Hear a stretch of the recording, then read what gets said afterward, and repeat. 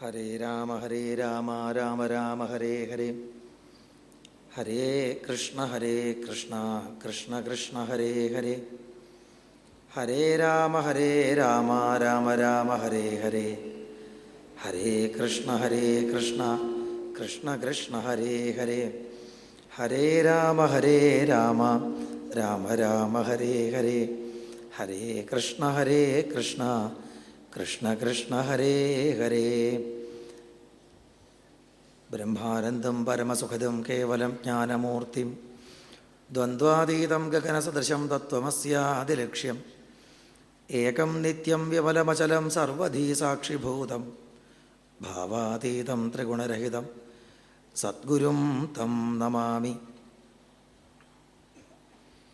ജന്മാദ്യസ്യ യതോന്വയാദിതരതശ്ചാർത്ഥേഷ്വഭിജ്ഞസ്വരാട് തേനേ ബ്രഹ്മഹൃദായ ആദികവയേ മുഹ്യന്തി യത്സൂരയ. തേജോ വാരിമൃതാം യഥാ വിനിമയോ യത്ര ത്രിസർഗോ മൃഷാ ധാമ്നാ സ്വേന സദാ നിരസ്തകുഹകം സത്യം പരം ധീമഹി. നാരായണം നമസ്കൃത്യ നരം ചൈവ നരോത്തമം ദേവീം സരസ്വതീം വ്യാസം തതോ ജയമുദീരയേൽ.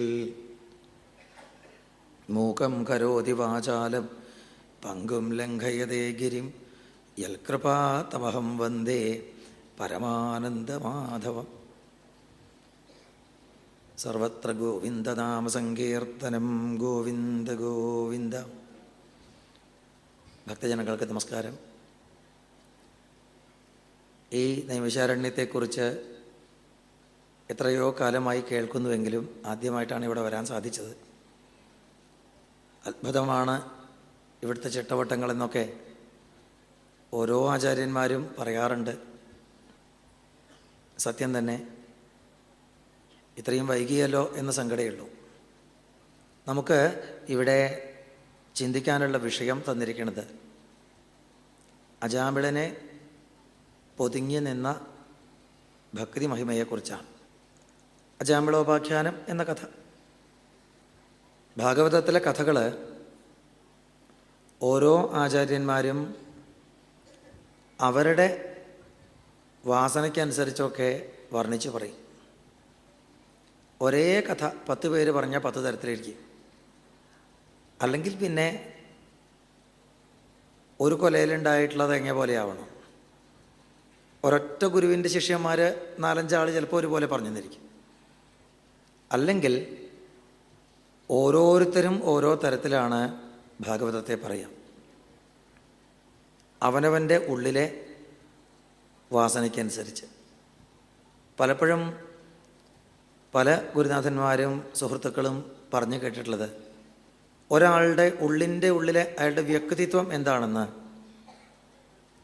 മനസ്സിലാക്കാൻ എളുപ്പം അയാളെക്കൊണ്ട് ഭാഗവതം പറയിച്ചാൽ മതി എന്നാണ്. ഭാഗവതം പറഞ്ഞു തുടങ്ങിയാൽ അയാളറിയാതെ അവനവനെക്കുറിച്ചാണ് പറയുക. താൻ കണ്ടിട്ടുള്ളത്, താൻ കേട്ടിട്ടുള്ളത്, താൻ ചിന്തിച്ചിട്ടുള്ളത്, താൻ അനുഭവിച്ചിട്ടുള്ളത്, തൻ്റെ ജീവിതമാണ് ഓരോരുത്തരും പറയുക. ഈശ്വരനെക്കുറിച്ചല്ലേ പറയണ്ടേ ചോദിക്കും. സംഭവമൊക്കെ ശരിയാണ്. ബ്രഹ്മ ആത്മാ ഏകത്വ ലക്ഷണം എന്നാണ് ഭാഗവതത്തെക്കുറിച്ച് പറഞ്ഞിരിക്കുന്നത്. ബ്രഹ്മത്തിനെക്കുറിച്ച് പറയാൻ തുടങ്ങിയാൽ അവനവനെക്കുറിച്ചോ. എത്രത്തോളം പറഞ്ഞ് ശുദ്ധി ഉണ്ടാവണു. അവസാനം ബ്രഹ്മത്തെക്കുറിച്ച് പറയുമ്പോൾ അത് ബ്രഹ്മത്തെക്കുറിച്ച് തന്നെയാവും. അപ്പോഴേക്കും താനും ബ്രഹ്മമായി മാറിയിട്ടുണ്ടാവും. അതുവരേക്കും അവനവൻ്റെ അനുഭവങ്ങൾ, അവനവൻ്റെ വാസനകളാണ് ഭാഗവതത്തിൽ പ്രകടമാവുക. ഇവിടെ ഭാഗവതം തത്വസമീക്ഷയായിട്ടാണ്. ഒരിക്കലും എന്നെക്കുറിച്ച് പറയാനല്ല, തത്വം എന്ന് പറയാനായിട്ടാണ് ഇവിടെ എത്തിച്ചേരേണ്ടത്. കേൾക്കുന്നവരോരോരുത്തരും ഈശ്വരനെക്കുറിച്ച് എന്താണ് മനസ്സിലാക്കുക എന്നറിയില്ല. പറയുന്നവൻ പറയേണ്ടത് തത്വം, അത് നീയാണ് എന്നാണ്. അത് ഒന്ന് നേരിട്ട് കാണാറാവലാണ് ഭാഗവതം കേൾക്കുന്നതിൻ്റെ സാഫല്യം. അത് നീയാണെന്ന് പറയുമ്പോൾ ശരിയാണല്ലോ, അത് ഞാൻ തന്നെയാണല്ലോ എന്ന് സ്വയം ബോധിക്കണം. ഭാഗവതത്തിൽ എത്ര കഥകൾ പറയണു, കേൾക്കുന്നവർക്ക് ഇതെൻ്റെ കഥയാണല്ലോ, ഇതെൻ്റെ കഥയാണല്ലോ എന്ന് തോന്നണം. അതാണ് കഥാപ്രവചനത്തിൻ്റെ ശരിയായിട്ടുള്ള കുശലത. പറയണതൊക്കെ ഭാഗവതാണ്, കേൾക്കുന്നവർക്ക് തോന്നണം ഇതെൻ്റെ കഥയാണ്. അവനവൻ്റെ കഥയുമായി ബന്ധപ്പെട്ട് വരുമ്പോഴേ അതിൽ രസിക്കാൻ പറ്റുള്ളൂ. നമ്മളറിയാതെ ചില രംഗങ്ങൾ കേൾക്കുമ്പോൾ കണ്ണിൽ വെള്ളം നിറയും. ചിലപ്പോൾ നമ്മൾ പൊട്ടിച്ചിരിച്ചു എന്ന് വരും, ചിലപ്പോൾ ശരീരം ഒന്ന് പൊട്ടിത്തെറിച്ചു എന്ന് വരും. എപ്പോഴാ ചോദിച്ചാൽ തൻ്റെ ജീവിതത്തിൽ താൻ അനുഭവിച്ചിട്ടുള്ളതായിട്ട് ബന്ധപ്പെട്ടിട്ട് എന്തെങ്കിലും കേൾക്കുമ്പോഴാണ്. അല്ലാതെ ഈശ്വരനെക്കുറിച്ച് പറയാനോ കേൾക്കാനോ ആർക്കറിയണു? വാചാമഗോചരമായിട്ടുള്ള ആ വസ്തുവിനെ ആർക്ക് പറയാൻ പറ്റണം? സഹൃദയത്വം എന്ന് പറഞ്ഞാൽ സമാന ഹൃദയം ഉണ്ടാവലാണ്. പറയുന്നവൻ്റെ വാക്കുകൾ തൻ്റെ അനുഭവവുമായി ബന്ധപ്പെട്ടതാവുമ്പോൾ രസിക്കണം. തനിക്ക് യാതൊരു അനുഭവമില്ലാത്ത കാര്യങ്ങൾ പറയുമ്പോൾ വിരസമാവണം. അപ്പം നമുക്ക് അങ്ങോട്ടും ഇങ്ങോട്ടും തിരിയാൻ തോന്നും, കോട്ട് വായിടാൻ തോന്നും, വാച്ചിൽ നോക്കാൻ തോന്നും, എല്ലാം വരും. തൻ്റെ ജീവിതമായിട്ട് ബന്ധപ്പെട്ട് പറയുമ്പോൾ ഉഷാറായിട്ടിരിക്കും. ഭലേ ഭേഷ്. അത് ഭാഗവത പ്രഭാഷണത്തിലല്ല, നമ്മളൊരു സിനിമ കാണുമ്പോഴും അങ്ങനെ തന്നെയാണ്. തൻ്റെ ചിന്തകളുമായിട്ട് ബന്ധപ്പെട്ടൊരാശയമാണെങ്കിൽ നമ്മൾ രസിക്കും, അതല്ലെങ്കിൽ ബോറ് സിനിമ എന്ന് പറയും. എന്തിലും രസിക്കുന്നത് സമാന ഹൃദയം വരുമ്പോഴാണ്.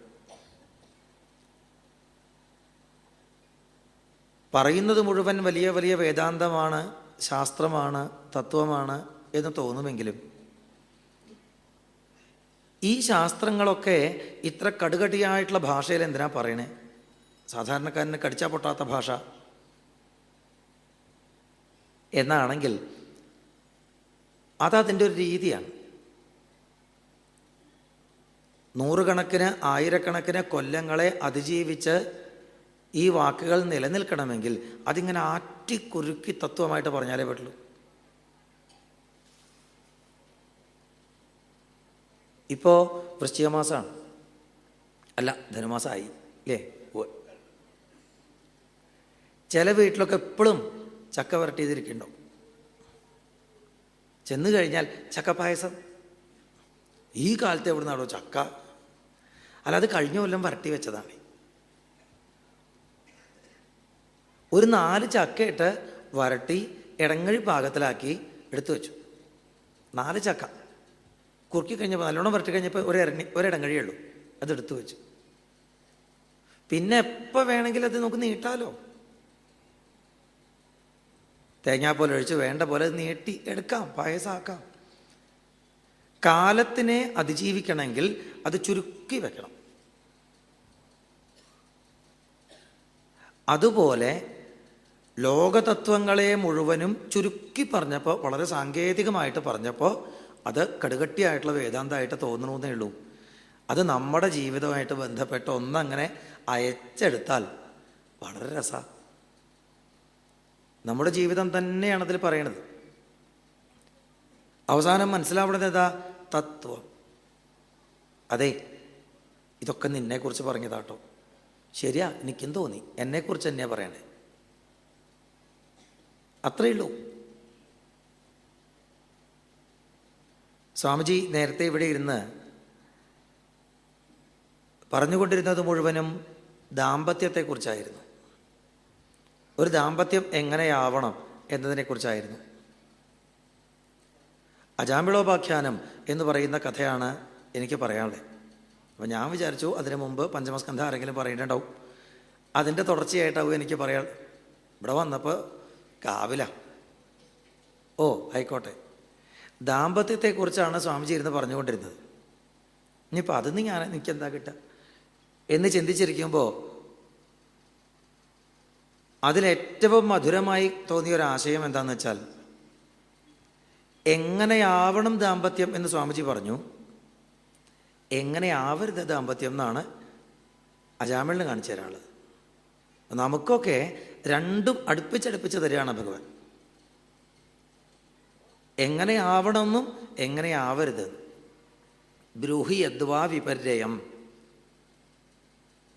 പരീക്ഷിത് മഹാരാജാവ് ശ്രീശുക ബ്രഹ്മർഷിയുടെ മുമ്പിൽ പുരുഷസ്യേഹ യത് കാര്യം, എന്തൊന്നാണ് ഇവിടെ ചെയ്യേണ്ടത് എന്ന് ചോദിച്ചു. എന്താണ് ചെയ്യരുതാത്തത്?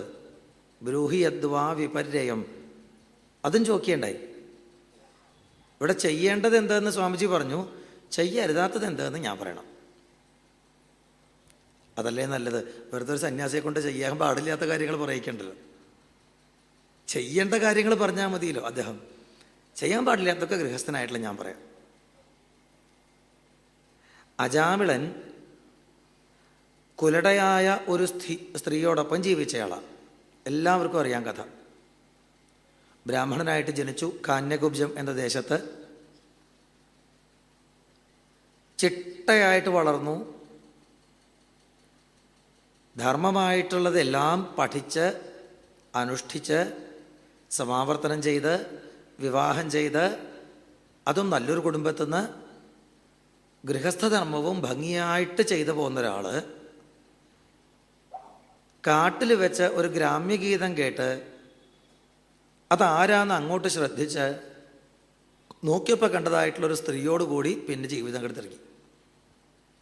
ഒരു 10-25 കൊല്ലം ചിട്ടയായിട്ട് ജീവിച്ച ധർമ്മം എവിടെ? ഒരു ദിവസം കണ്ടവളുടെ പിന്നാലെ പോവാൻ ഇതൊന്നും ഉപേക്ഷിക്കാൻ ഒരു മടിയും തോന്നിയില്ലേ?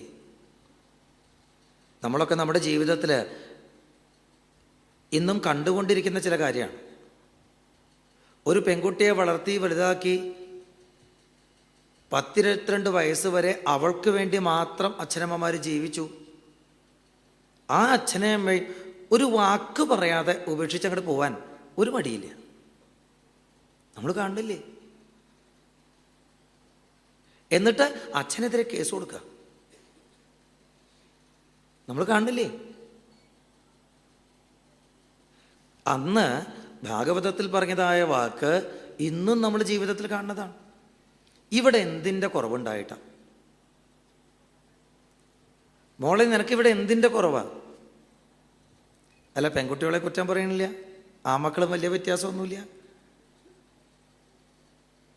ഒരുത്തിയെ കല്യാണം കഴിച്ച് ജോലി സ്ഥലത്തേക്ക് അങ്ങോട്ട് കൊണ്ടുപോയാൽ പിന്നെ അച്ഛനെയും അമ്മയും വിളിക്കാൻ പോലും നേരമില്ല. സ്വാമിജി കുറച്ച് മുമ്പ് പറഞ്ഞല്ലോ, അച്ഛനെയും അമ്മയും ഒന്ന് വിളിക്കാൻ നേരമില്ല. ആമ്പിള്ളേരും മോശക്കാരൊന്നുമല്ല. ഒരു അജാമിളൻ അല്ലെങ്കിൽ അജാമിള അങ്ങോട്ട് ആവുമ്പോഴോട് വിട്ട് അതുവരെയുള്ള ധർമ്മം മറന്നു, അച്ഛനെ മറന്നു, അമ്മയെ മറന്നു. ആരെങ്കിലും ഇങ്ങനെയല്ല വേണ്ടതെന്ന് ഒന്ന് ഗുണദോഷിക്കാൻ പുറപ്പെട്ടാൽ ക്രുദ്ധിച്ചത്രേ പറയുന്നിതു ചിലർ. ഗുണദോഷിക്കണവരെ മുഴുവൻ ശത്രുക്കളാക്കി.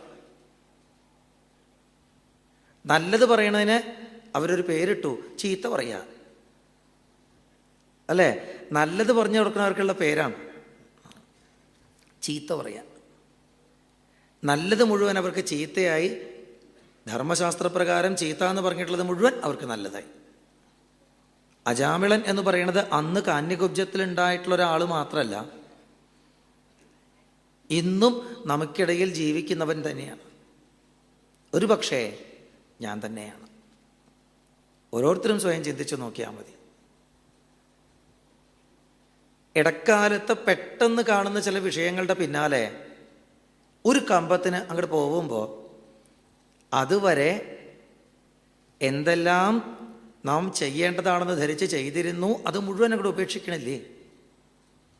നമ്മൾ നമ്മുടെ ഇഷ്ടത്തിന് ഒരു വിഷയത്തിൻ്റെ പിന്നാലെ പോകുമ്പോൾ അതുവരെ നമ്മളെ സ്നേഹിച്ച് ചുറ്റിലും ഉണ്ടായിരുന്നവർ വിഷമിക്കണത് നമ്മൾ ചിന്തിക്കാറുണ്ടോ? അതൊരു പെണ്ണാവണമെന്നില്ല, ദാമ്പത്യമാവണമെന്നില്ല. സിനിമയുടെ പിന്നാലെ പോയാൽ മതി, ക്രിക്കറ്റിൻ്റെ പിന്നാലെ പോയാൽ മതി. പറഞ്ഞ ആർക്കും വിഷമം തോന്നില്ലാച്ചാൽ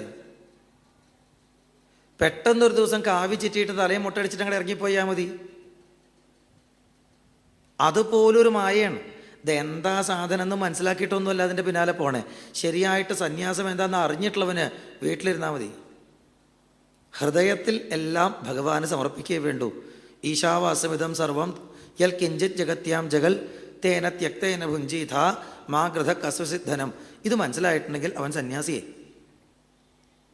പെട്ടെന്നൊരു ദിവസം നമ്മളെല്ലാം വിട്ട് ഇറങ്ങിപ്പോകുമ്പോൾ നമ്മുടെ അച്ഛനോ അമ്മയോ ഭാര്യയോ മക്കളോ സഹോദരങ്ങളോ എത്ര വിഷമിക്കുന്നുണ്ട് എന്നുള്ളത് നമ്മൾ തിരിഞ്ഞു നോക്കാറുണ്ടോ? പിന്നെ എനിക്ക് അവരുമായിട്ട് ബന്ധമൊന്നുമില്ല. അച്ഛൻ മരിച്ചിട്ട് അങ്ങോട്ട് ചെന്നിട്ടില്ല. 4 കൊല്ലമായിട്ട് അമ്മ പറയുന്നുണ്ട് മകനെ ഒന്ന് കാണണമെന്ന്. പോണില്ല, ഞാൻ സന്യാസിയാണ്. അറിയാം അത്തരം സന്യാസിമാരെ. ഇതിപ്പോ എന്തോ ഒരു മായയുടെ പിന്നാലെ പോവുകയാണ്.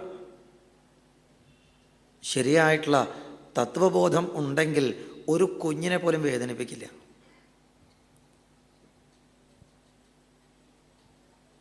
അജാമിളൻ എന്ന് പറയുന്നത് അതൊരു ഗൃഹസ്ഥനാവണമെന്ന് നിർബന്ധമില്ല. വിദ്യാർത്ഥിയിലുണ്ടാവാം. വിദ്യാർത്ഥിയുടെ ധർമ്മം വിട്ടിട്ട് അന്യധർമ്മത്തിൻ്റെ പിന്നാലെ എന്തോ ഒരു കമ്പത്തിന് പോകുന്നവരുണ്ടാവാം. വാനപ്രസ്ഥനിലും ഉണ്ടാവാം, സന്യാസിയിലും ഉണ്ടാവാം, ഏതൊരാളിലും ഉണ്ടാവാം അജാമിളൻ.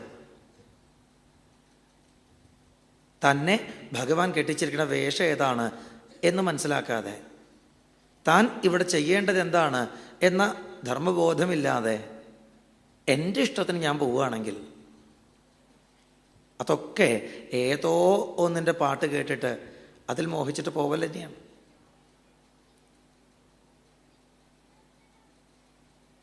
ശരിയായ സന്യാസം എന്ന് പറയുന്നത് ഇപ്പോൾ എന്തൊരു വേഷമാണോ എന്നെ കെട്ടിച്ചിട്ടുള്ളത് അതിന് ഞാൻ എന്നെ തന്നെ പാകമാക്കട്ടെ.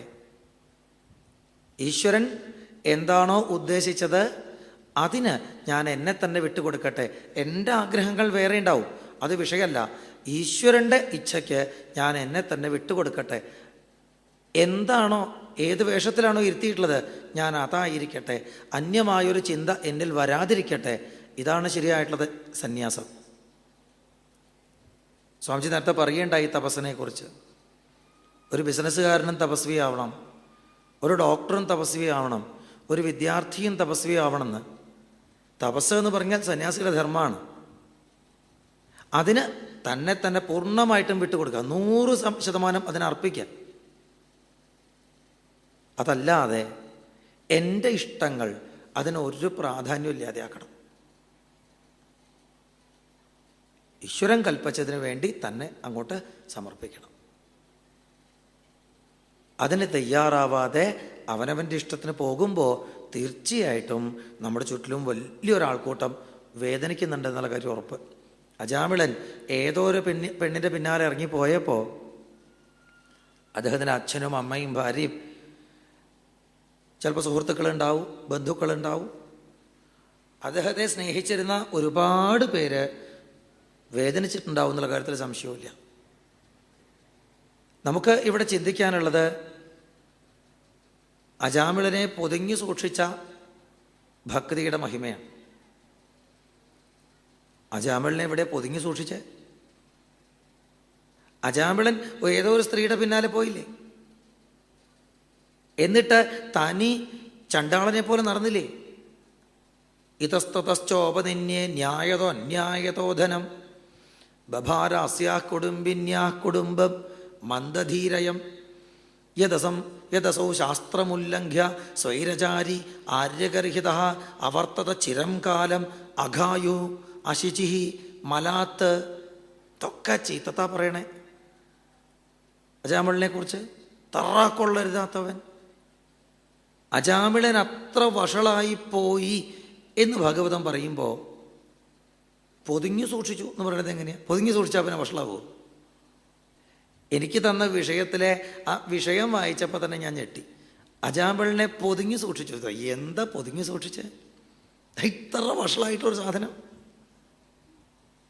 അജാമിളൻ തൻ്റെ പുത്രനെ ഉദ്ദേശിച്ച് നാരായണ എന്നൊന്ന് വിളിച്ചു. യമപുരുഷന്മാരെ കണ്ട് പേടിച്ചിട്ട് നാരായണ എന്നൊന്ന് വിളിച്ചു. അത് കുറച്ച് കാലമായിട്ട് ഈ ഇളയ ഉണ്ണിക്ക് നാരായണൻ എന്ന് പേരായതുകൊണ്ട് നാരായണ നാരായണ നാരായണ എന്ന് വിളിച്ച് ശീലമായതുകൊണ്ടാണ്. അത് നാവിൻ്റെ ഒരു ശീലമാണ്. ശീലിച്ചതേ പാലിക്കൂ എന്ന് പറഞ്ഞിട്ടുണ്ട്. ചൊട്ടയിലെ ശീലം ചുടല വരെ എന്ന് പറഞ്ഞിട്ടുണ്ട്. ശീലം എന്നുള്ളതൊരു വിഷയമാണ്. നാവിന് നാരായണൻ നാരായണൻ എന്നുള്ള ശബ്ദം ശീലമായി. അതുകൊണ്ട് അവരെ കണ്ട് പേടിച്ചപ്പോഴും നാരായണ എന്ന് വിളിച്ചു. ഭഗവത് പാർഷദന്മാർ വന്നു, കാലപാശം മുറിച്ചു കളഞ്ഞു, അജാമിളിനെ മരണത്തിന് രക്ഷിച്ചു. അജാമിളൻ ഇതൊക്കെ കണ്ടു, ഭക്തിയുടെ മഹിമ കേട്ടു, പിന്നെ നാമം ജപിച്ചു, ഗംഗാതീരത്ത് പോയി മുക്തനായി ഭഗവാന്റെ അടുത്തേക്ക് എത്തി. ശരി, നാരായണ എന്ന് ഉച്ചരിച്ചതിന് ശേഷം അജാമിളന് ഭക്തി ഉണ്ടായി എന്ന് പറയാം. പക്ഷേ തത്വസമീക്ഷാ സത്രത്തിൽ അത് പറഞ്ഞാൽ മതിയോ? നാരായണ എന്ന് ഉച്ചരിച്ചതിന് ശേഷം ഉണ്ടായിട്ടുള്ള കാര്യങ്ങൾ മാത്രം, അപ്പം മാത്രം അജാമിളനിൽ ഭക്തി എന്ന് പറഞ്ഞാൽ മതിയോ? പൊതിഞ്ഞു സൂക്ഷിച്ച ഭക്തിയുടെ മഹിമ എന്ന് പറയുമ്പോൾ ഇത്രയും മോശമായ നിലയിലേക്ക് പോയ അജാമിളനും എങ്ങനെ നാമം ജപിക്കാൻ തോന്നി? കഴുത്തിൽ കയറ് കൊണ്ടുവന്നിട്ടപ്പോൾ അജാമിളൻ എങ്ങനെ നാരായണ എന്ന് ഉച്ചരിച്ചു? അത് നമ്മൾ നല്ലോണം ചിന്തിക്കണം. 2-3 വഴികളിലൂടെ ചിന്തിക്കണം. അജാമിളൻ ആദ്യം വളരെ ചിട്ടയായിട്ട് അവനവൻ്റെ ധർമ്മം ചെയ്തിരുന്നയാളാണ്. അത് ആ യമപുരുഷന്മാരും സമ്മതിക്കുന്നുണ്ട്. അവനവൻ്റെ ധർമ്മത്തെ ചിട്ടയായിട്ട് ചെയ്യുമ്പോൾ അതിൻ്റെ ഒരു സദ്വാസന ഉള്ളിൽ ഉണ്ടാവാനുണ്ട്. ദാന വ്രത തപോഹോമ ജപസ്വാധ്യായ സംയമൈഹി ശ്രേയോഭിർവിവിധൈശ്ച അന്യൈഹി കൃഷ്ണേ ഭക്തിരിഹി സാധ്യതേ എന്ന് പറയുന്നുണ്ട് ദശമസ്കന്ധത്തിൽ 47-ാമത്തെ അധ്യായത്തിൽ. ദാനം, വ്രതം, തപസ്, ഹോമം, ജപം, സ്വാധ്യായം, സംയമം, ഇങ്ങനെ ശ്രേയസ്കരങ്ങളായ പല അനുഷ്ഠാനങ്ങളിലൂടെയും കൃഷ്ണേ ഭക്തി സാധ്യതേഹി, കൃഷ്ണനിലേക്ക് ഭക്തി ഉണ്ടാവും, ഉണ്ടാവുക തന്നെ ചെയ്യും എന്നവിടെ പറയുന്നുണ്ട്. കർമ്മങ്ങളെ കൊണ്ടാണ്, കർമ്മയോഗം കൊണ്ടാണ് ഭക്തി ഉണ്ടാവുക. കർമ്മത്തിലൂടെ ഭക്തി, ഭക്തിയിലൂടെ ജ്ഞാനം, അങ്ങനെയാണ് പടിപടിയായിട്ട് പറഞ്ഞിട്ടുള്ളത്. അപ്പോൾ ഇത്തരം കർമ്മങ്ങളൊക്കെ ചെയ്താൽ ഭക്തി ഉണ്ടാവും. ഇനി മറ്റൊരു തരത്തിൽ ആ ശ്ലോകത്തെ വ്യാഖ്യാനിക്കുമ്പോൾ ദാന വ്രത തപോ ഹോമ ജപസ്വാധ്യായ സംയമൈഹി ശ്രേയോഭിർവിവിധൈശ്ചാന്യൈഹി കൃഷ്ണേ ഭക്തിരിഹി സാധ്യതേ എന്നതിനെ വ്യാഖ്യാനിക്കുമ്പോൾ അവിടെ ഭക്തി സാധ്യതേഹി എന്നല്ല, ഇവയിലൂടെ ഭക്തിരിഹി സാധ്യത, ഭക്തി തന്നെയേ ഉണ്ടാവൂ, കൃഷ്ണനിലേക്കുള്ള ഭക്തി തന്നെയേ ഉണ്ടാവൂ, അതിനപ്പുറത്തേക്ക് പോകാൻ പറ്റില്ല. അങ്ങനെയും വ്യാഖ്യാനിക്കുന്നവരുണ്ട്. ഈ ഭക്തി എന്ന് പറഞ്ഞാൽ എന്താ? അജാമിളൻ ആദ്യകാലത്ത് ചെയ്തു പോകുന്നത് മുഴുവൻ ഈ കർമ്മങ്ങളാണ്. ദാനം, വ്രതം, തപസ്, ഹോമം, ജപം, സ്വാധ്യായം, സംയമം, ഇത്തരം കർമ്മങ്ങളാണ് അജാമിളൻ കുട്ടിക്കാലം മുതൽ ചെയ്തു പോകുന്നത് മുഴുവൻ. അന്ന് ആ ഗ്രാമ്യഗീതം കേട്ട് അവളിലേക്ക് മനസ്സു പോകുന്ന ദിവസം വരെ, അന്ന് രാവിലെ വരെ അജാമിളൻ ഇപ്രകാരം തന്നെ ജീവിച്ചയാളാണ്. ധർമ്മത്തിൽ നിന്ന് കടുകടാ വ്യത്യാസമില്ലാതെ ജീവിച്ചയാളാണ്. അജാമിളന് അവയെക്കൊണ്ട് ഭക്തി ഉണ്ടായിട്ടുണ്ടെങ്കിൽ, കൃഷ്ണേ ഭക്തിരിഹി സാധ്യത എന്ന് പറഞ്ഞിട്ടുണ്ട്, അജാമിളന് അവയെക്കൊണ്ട് ഭഗവാങ്കലേക്ക് ഭക്തി ഉണ്ടായിട്ടുണ്ടെങ്കിൽ പിന്നെ അജാമിളൻ ആ കുടുംബമൊക്കെ വിട്ടിട്ട് ഈ കുലടയുടെ പിന്നാലെ പോവോ?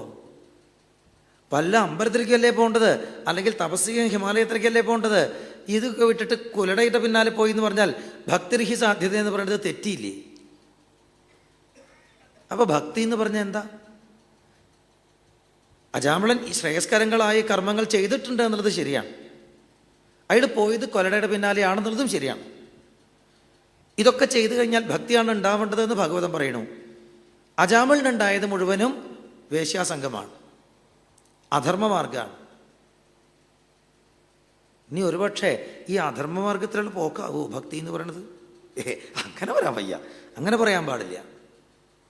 വല്ലാത്തൊരു കൺഫ്യൂഷൻ ഉണ്ടാക്കുന്ന കഥയാണ്. ഒന്നും ചിന്തിക്കണില്ല. സപ്താഹത്തിലാണെങ്കിൽ ഈ കഥ നമുക്ക് ഒരു 20 മിനിറ്റ് കൊണ്ട് പറഞ്ഞു തീർക്കാം. പടപടേ എന്ത് പറഞ്ഞു അതന്നെ ശരി.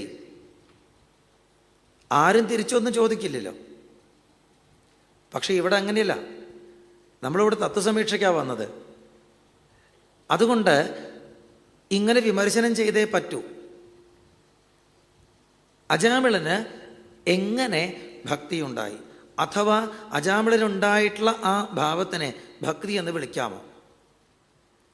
ചിന്തിച്ചു നോക്കിയപ്പോൾ അതിന് ഒരൊറ്റ കാരണേ തോന്നുന്നുള്ളൂ. ദാനം, വ്രതം, തപസ്, ഹോമം, ജപം, സ്വാധ്യായം, സംയമം തുടങ്ങിയതായ സൽക്കർമ്മങ്ങളിലൂടെ ജീവിച്ചപ്പോൾ അജാമിളന് പ്രത്യേകിച്ചൊരു മാറ്റം ഉണ്ടായിട്ടില്ല. എന്നാൽ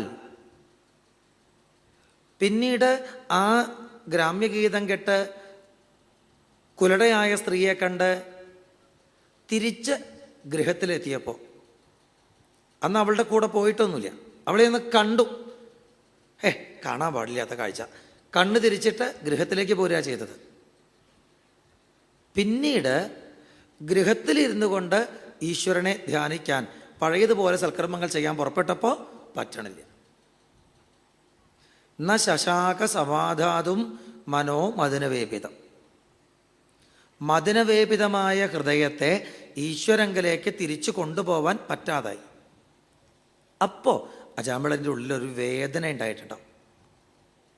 ചിന്തിച്ചു നോക്കിയാൽ മതി. സ്ഥിരമായിട്ട് രാവിലെ നിർമ്മാല്യം തൊഴാൻ അമ്പലത്തിൽ പോയിരുന്ന ഒരാൾക്ക് എന്തെങ്കിലും ഒരു കാരണവശാൽ അത് പറ്റാതായാൽ അയാളുടെ ഉള്ളിലൊരു വേദന ഉണ്ടാവില്ലേ? ഉണ്ടാവില്ലേ? ചിന്തിച്ചു നോക്കൂ.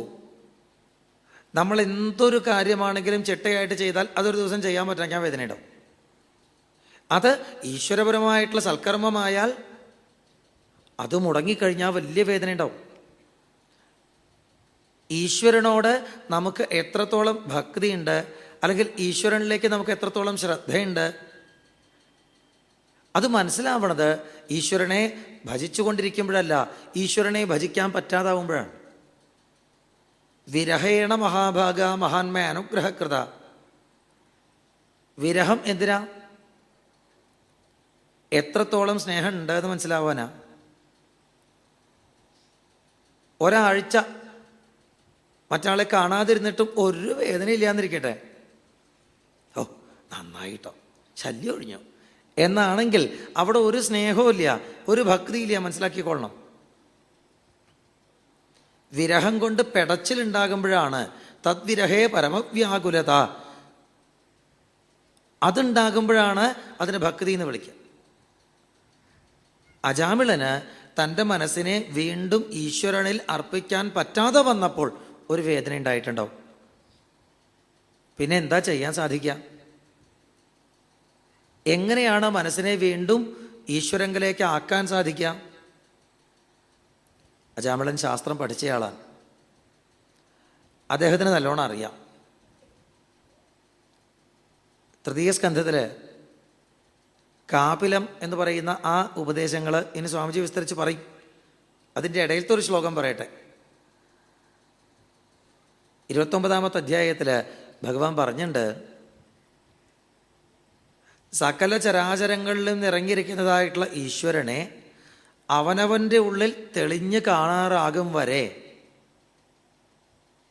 പുറമെ അവനവൻ്റെ കർമ്മങ്ങളെ ഈശ്വരാർപ്പിതമായി ചെയ്തുകൊണ്ടിരിക്കുക തന്നെ വേണം, ഉള്ളിൽ ഒരു പ്രാർത്ഥനയോടുകൂടി എന്ന്. അവനവൻ്റെ ഉള്ളിൽ സദാ ഭഗവാനോടൊരു പ്രാർത്ഥന ഉണ്ടാവുക.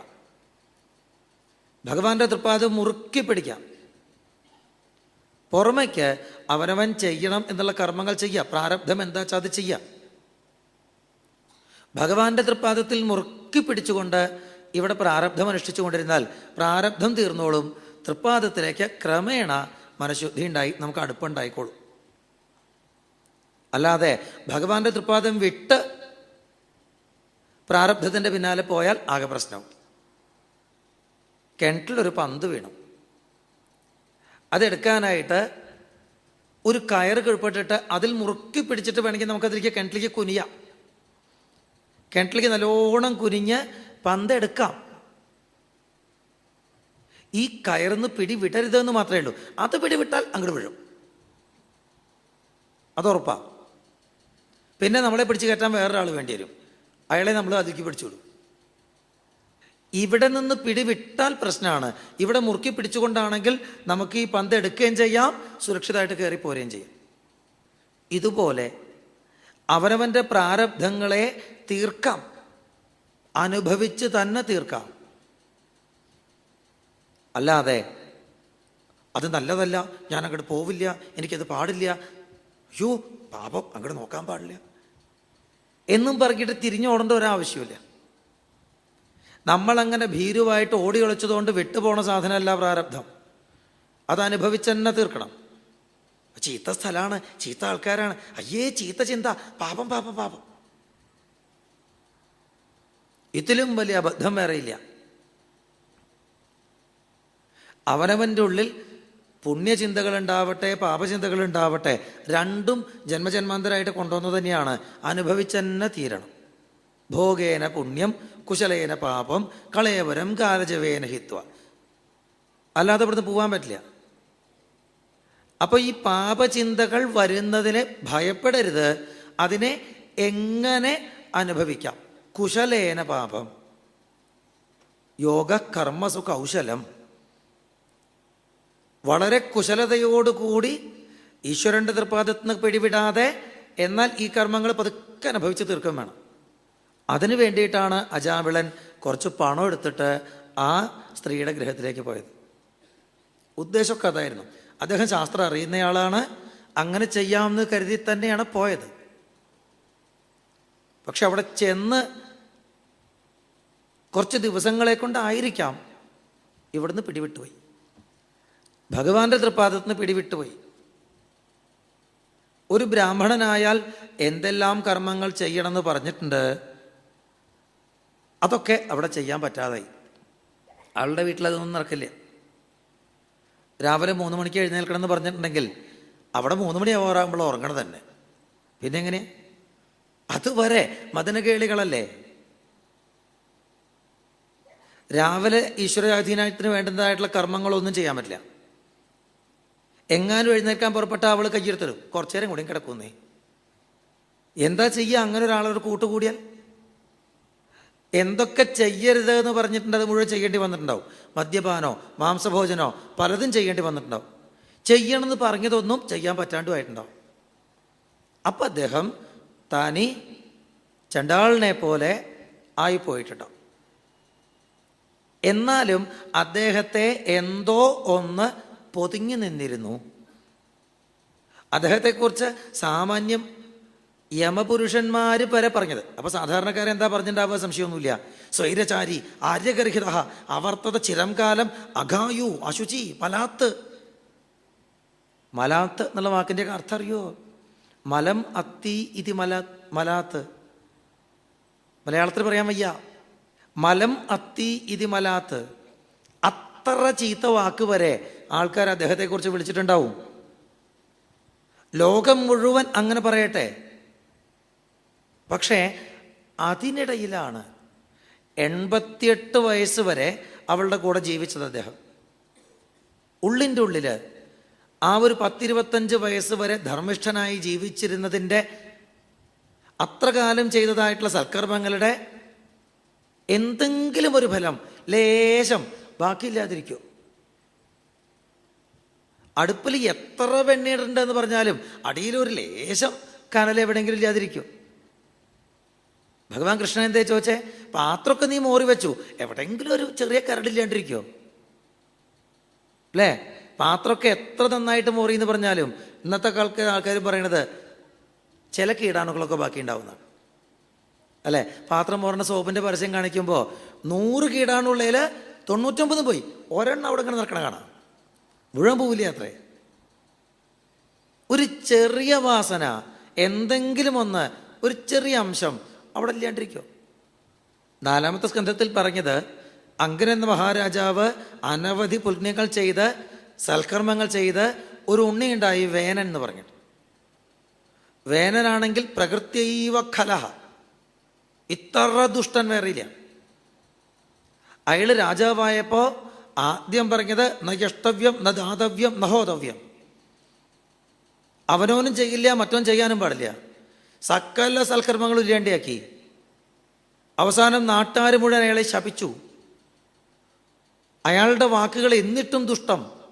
ബ്രാഹ്മണരുടെ ഉള്ളിൽ നിന്ന് സഹിക്ക വയ്യാണ്ട് ഒരു ഹുങ്കാരം പുറത്തു വന്നു, വീണ് മരിച്ചു വേനൻ. നോക്കൂ, അയാൾ ഈ ജന്മം മുഴുവൻ ചീത്തത്വം മാത്രമേ ചിന്തിച്ചിട്ടുള്ളൂ, പറഞ്ഞിട്ടുള്ളൂ, ചെയ്തിട്ടുള്ളൂ, ചെയ്യിച്ചിട്ടുള്ളൂ. പക്ഷേ ആ വേനൻ്റെ ഉള്ളിലും ഒരു ലേശം നന്മ എവിടെയോ ബാക്കി കിടക്കേണ്ട അത്രേ. ഈശ്വര ചൈതന്യം അതിനെ പൃഥുവായിട്ട് അവതരിപ്പിച്ചില്ലേ?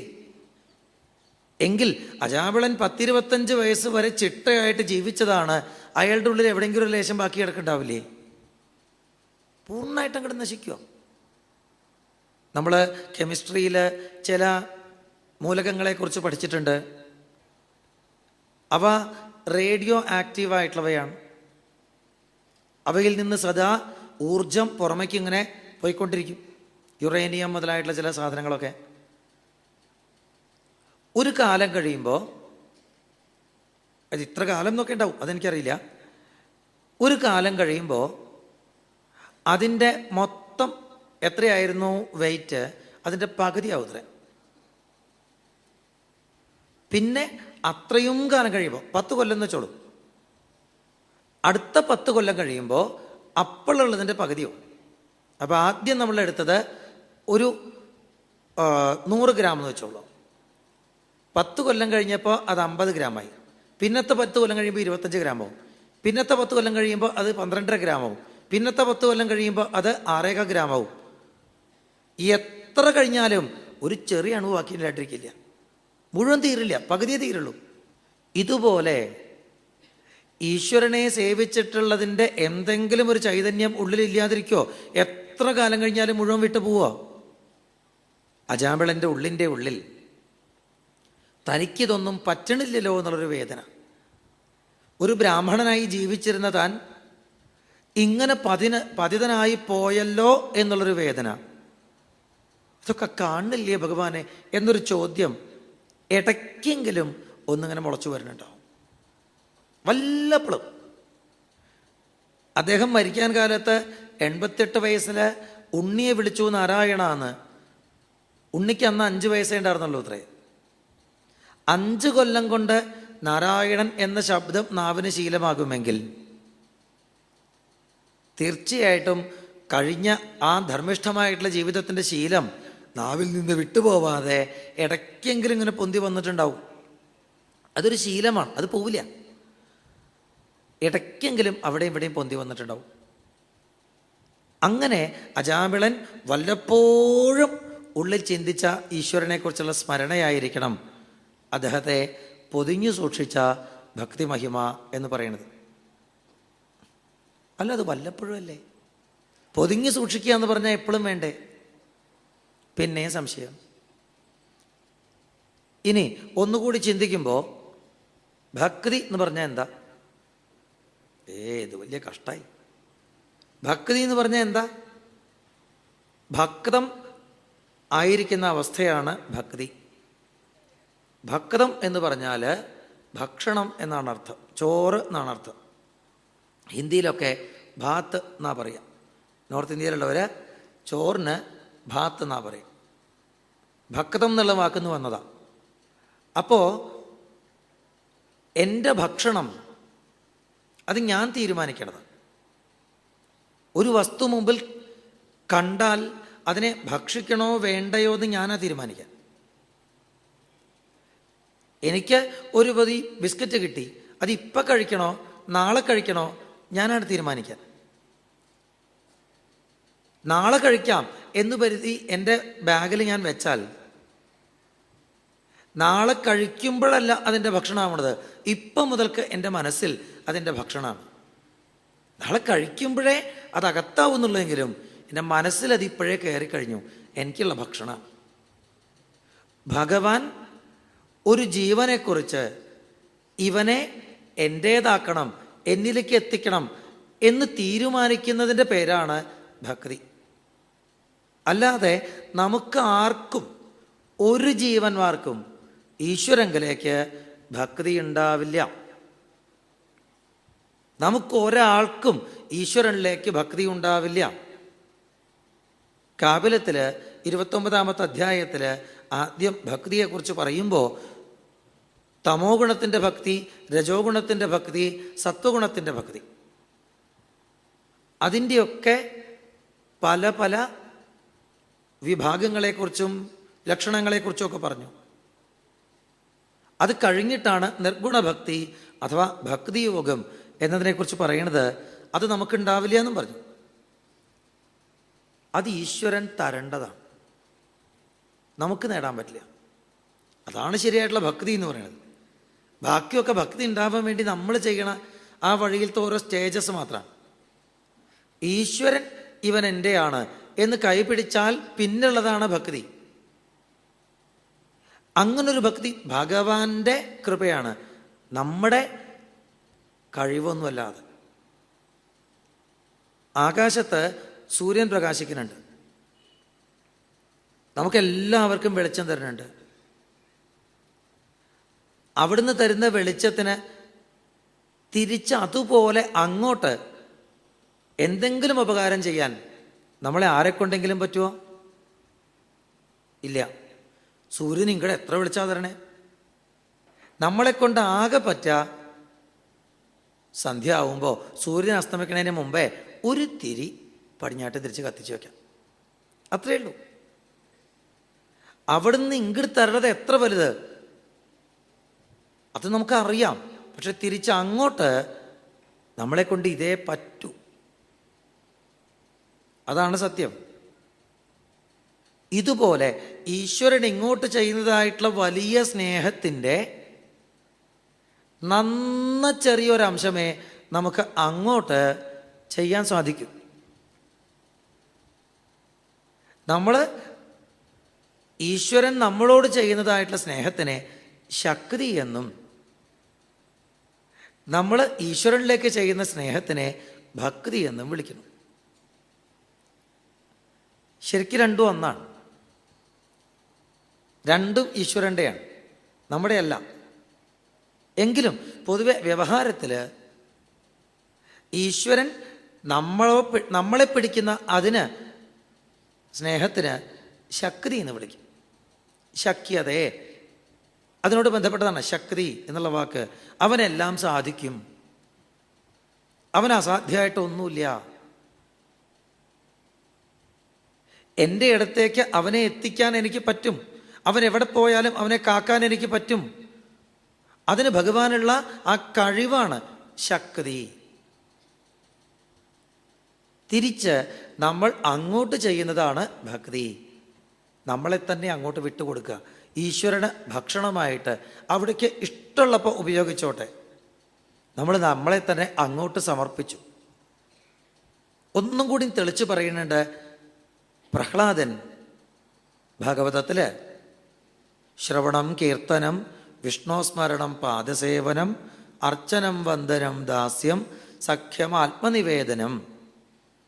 9ാമത് പറഞ്ഞത് ആത്മനിവേദനം എന്നാ. തന്നെ തന്നെ ഭഗവാന് നിവേദ്യമാക്കൂ, ഭഗവാന് ഭക്ഷണമാക്കൂ. ഭഗവാൻ ഇഷ്ടമുള്ളപ്പോൾ കഴിച്ചോട്ടെ, ഇപ്പം കഴിക്കാച്ചാൽ കഴിച്ചോട്ടെ, നാളെ ആച്ചാൽ നാളെ. ഭഗവാൻ ഇഷ്ടം പോലെ കഴിക്കുക, കഴിക്കാതിരിക്കുകയോ ചെയ്യാം, മുഴുവൻ കഴിക്കുക, പകുതി ബാക്കി വയ്ക്കുക, എന്താച്ചാൽ ചെയ്യാം. അതൊക്കെ ഭഗവാന്റെ ഇഷ്ടം. നമ്മൾ നമ്മളെ തന്നെ അങ്ങോട്ട് സമർപ്പിക്കലാണ്, വിട്ടുകൊടുക്കലാണ്. പിന്നെ എൻ്റെ ഇച്ഛ, എൻ്റെ അറിവ്, എൻ്റെ കഴിവ് ഒന്നുമില്ല അതിൽ. ഇച്ഛാശക്തി, ജ്ഞാനശക്തി, ക്രിയാശക്തി എല്ലാം ഈശ്വരൻ്റെ, എൻ്റെ ആയിട്ട് ഒന്നുമില്ല. പരിപൂർണമായിട്ടും അങ്ങോട്ട് വിട്ടുകൊടുക്കലാണ് ഭക്തി. പ്രഹ്ലാദൻ തികച്ചു പറഞ്ഞു ആത്മനിവേദനം.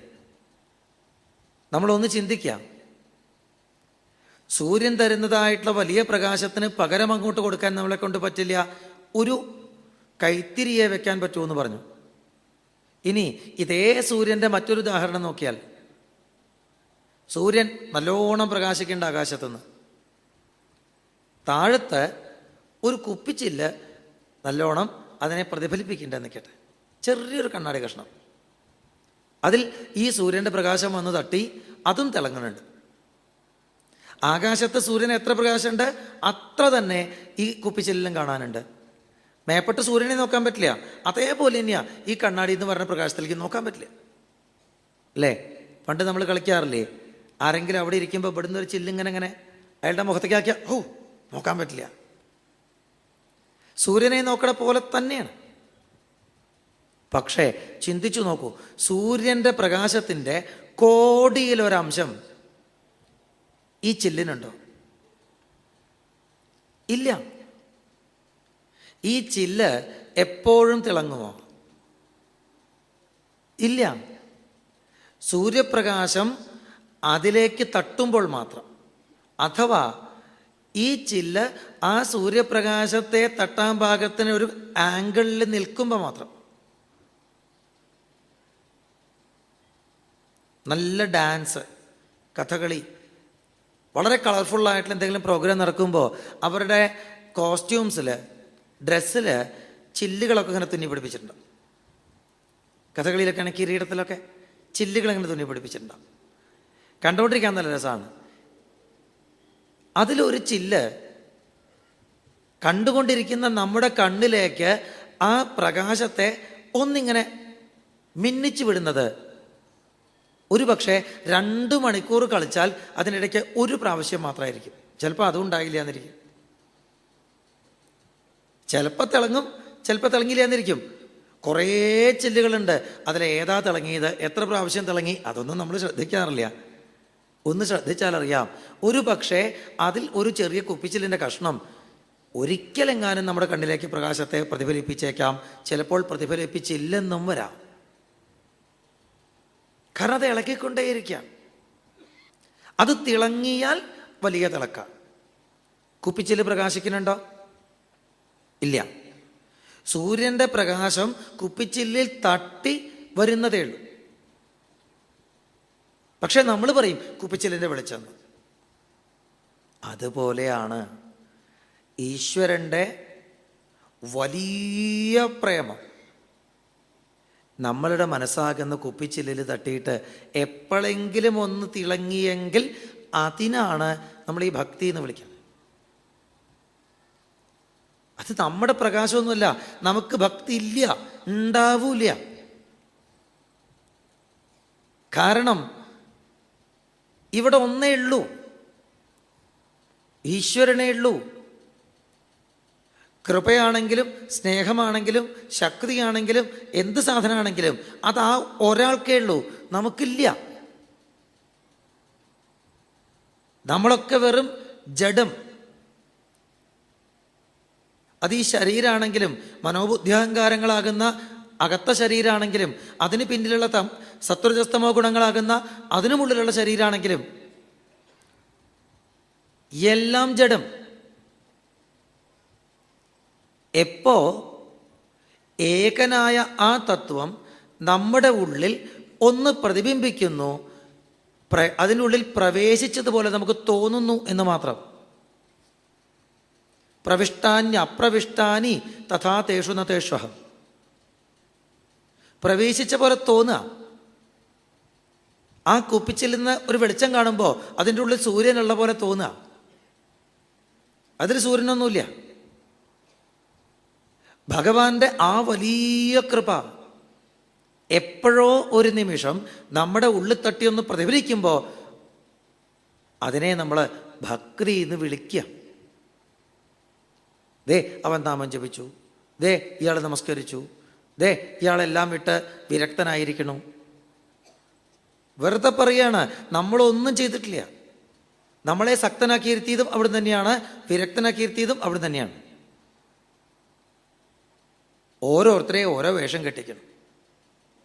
കുറേ കളിപ്പാട്ടങ്ങൾ വെച്ചിട്ട് നീ രാജാവ്, നീ മന്ത്രി, നീ അച്ഛൻ, നീ മകൻ എന്നൊക്കെ പറഞ്ഞിട്ട് കളിച്ചു. കുറച്ച് കഴിഞ്ഞപ്പോഴേ അതെ ഇനി നീ രാജാവല്ല കേട്ടോ, നീ ഇവിടെ ഭടൻ, ഇയാൾ രാജാവ് എന്ന് പറഞ്ഞിട്ട് അങ്ങോട്ട് നിർത്തി. കളിക്കണ കുട്ടിക്ക് ഇഷ്ടം പോലെ കളിക്കാം. ഞാൻ ഇത്ര ദിവസം രാജാവാ ഇതല്ലേ, നമുക്ക് പറയാൻ വോയിസ് ഒന്നുമില്ല.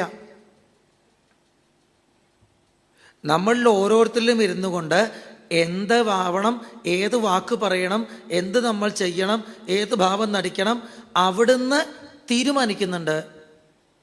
നമ്മൾ എന്ത് ചെയ്ത് കണ്ടാലാണ് അവിടത്തേക്ക് സന്തോഷമാവുക, അത് നമ്മളെ കൊണ്ട് ചെയ്യിക്കും. നമുക്ക് തിരിച്ചൊന്നും പറയാനില്ല. റബ്ബർ കൊണ്ടുള്ള പാവയെ കെട്ടും കുട്ടികൾക്ക് ഈ പൂരപ്പറമ്പ് പോയി കഴിഞ്ഞാൽ ആസനത്തിലൊരു പീപ്പിയും വെച്ചിട്ട് പീ പീ പീ. ഈ പാവയെ കെട്ടുക എന്തൊരു സന്തോഷ. അതിനെങ്ങനെ പൊതിഞ്ഞു പിടിച്ച് എൻ്റെ കുട്ടിയാ. അങ്ങനെ കളിക്കുന്ന കുട്ടി പിറ്റേ ദിവസം കാണാം അതിനെ നിലത്തിട്ടിട്ട് അതിൻ്റെ മുകളിൽ ചവിട്ടണം. പീ പീ പീ. ഹേയ്, ഇന്നലെ അതിനെ കുട്ടിയായിട്ട് താലോലിക്കായിരുന്നില്ലേ, ഇന്നെന്താ അതിനെ ചവിട്ടണേ? അതവൻ്റെ ഇഷ്ടം. അവൻ്റെ പാവെ എന്ത് ചെയ്യണം എന്നുള്ളത് അവൻ്റെ ഇഷ്ടമാണ്.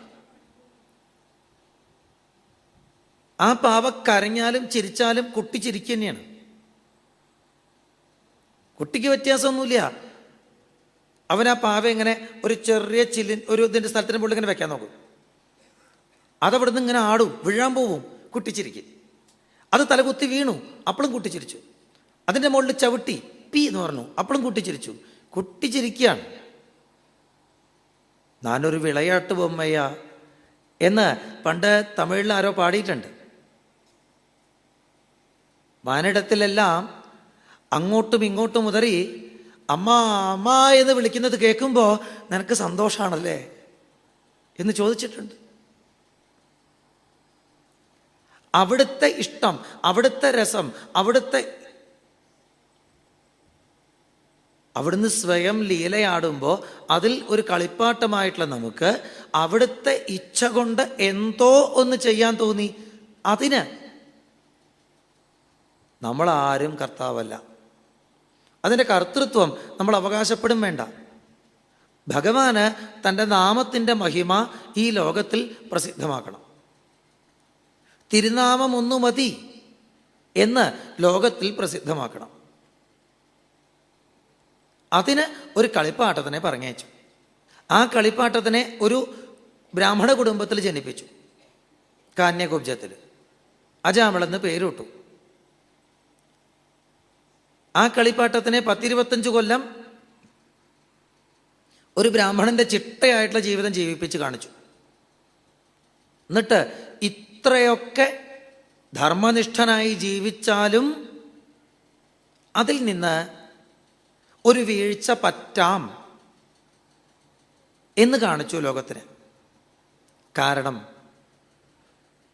ദാനം, വ്രതം, ജപം, ഹോമം, തപസ്, സ്വാധ്യായം, സംയമം എന്താണെങ്കിലും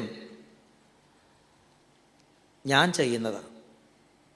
ഞാൻ പഠിക്കുന്നു, ഞാൻ ധ്യാനിക്കുന്നു, ഞാൻ ദാനം ചെയ്യുന്നു, ഞാൻ സ്വാധ്യായം ചെയ്യുന്നു. ഈ അജ്ഞാനമാണ് അത് ചെയ്തുകൊണ്ടിരിക്കുന്നത്. ഞാൻ ചെയ്യുന്നു, ഞാൻ ചെയ്യുന്നു, ഞാൻ ചെയ്യുന്നു എന്ന് പറഞ്ഞുകൊണ്ടിരിക്കെ അതൊന്നും പരിശുദ്ധമല്ല. അതിന് അതെന്നും നമ്മളെ കാക്കും എന്ന് ഉറപ്പ് പറയാൻ പറ്റില്ല. എന്നെങ്കിലും ഒരിക്കൽ അത് നമ്മളെ കൈവിട്ട് പോയേക്കാം.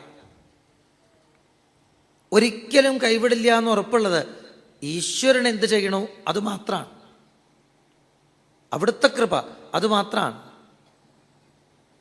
നമ്മൾ നേടിയത് എന്തും എന്ന് വേണമെങ്കിൽ പോയേക്കാം. അത് കാണിക്കാനാണ് ഇത്രയും ധർമ്മനിഷ്ഠനായി നിന്ന അജാമിളനും പതനം സംഭവിച്ചു. എന്നിട്ടും